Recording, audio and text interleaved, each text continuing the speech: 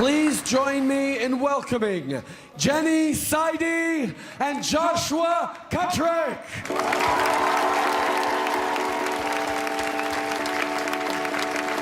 It was such a proud moment to stand up there with Josh and the Prime Minister and Minister and Shania. that was pretty cool. Hi, I'm Jeremy Hansen. The year-long selection process is finally over, and the Canadian Space Agency has chosen their next 2 astronauts. My name is Jenni Sidey. I was born in Calgary, and I'm an astronaut with the Canadian Space Agency. My name is Joshua Kutryk. I was born in Fort Saskatchewan, Alberta, and I'm an astronaut for the Canadian Space Agency.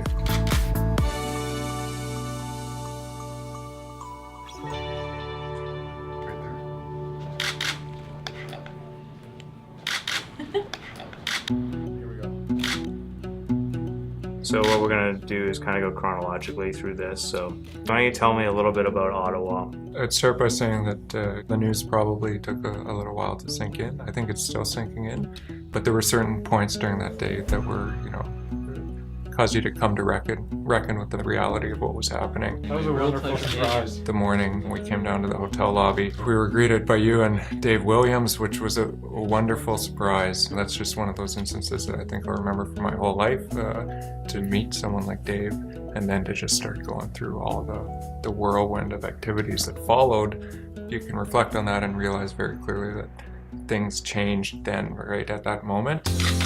All right, guys, big moment. We received our flight suits, and that was pretty special. And you're kind of in this state of disbelief. Like Josh says, it takes a while to sink in. And so I'd like to present you with your Canadian astronaut flight suits. Thank you, Jeremy. Thank you so much. Congrats again. Happy to have you on board. Up to then, it had been pretty secret, and it's this pretty big secret to keep. I mean, it's exciting, and you're trying to hide it from everyone, secretly come to Ottawa, which was difficult. And then you're preparing for this day where you get to share that secret with everyone and really address your country. Hello, everybody. Back in 1992, Roberta Bondar flew on the Space Shuttle Discovery. And I remember looking up to her, being excited at the idea of being a scientist, being a Canadian, and having the opportunity to explore places beyond our world. Then I got this phone call from Roberta Bondar, which was quite casual actually, but I didn't really know what to do with it. Because I've spoken about Roberta Bondar and how important she was to me when I was growing up.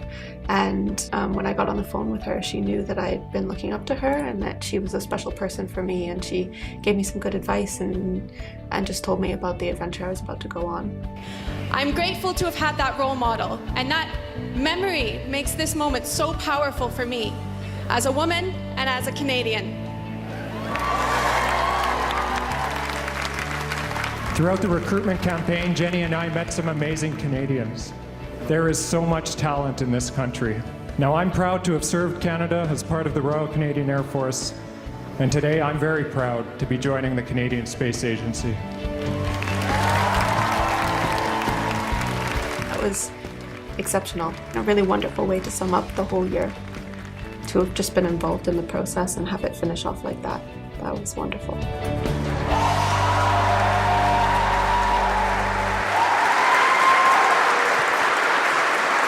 We knew what was going to happen that morning.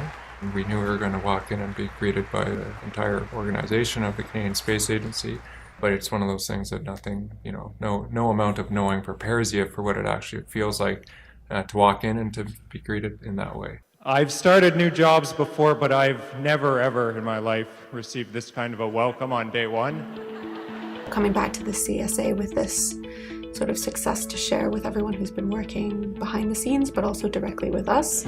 There's some people that we've gotten to know, but also people that we've never had the opportunity to meet before. And to be able to celebrate with them and share it, it's not something that I'm going to forget. We stood outside and we talked with young people, many of them children of people who work at the Canadian Space Agency. And it was very fulfilling, but it was also a learning experience for us to see firsthand just how much of an impact we could have on people.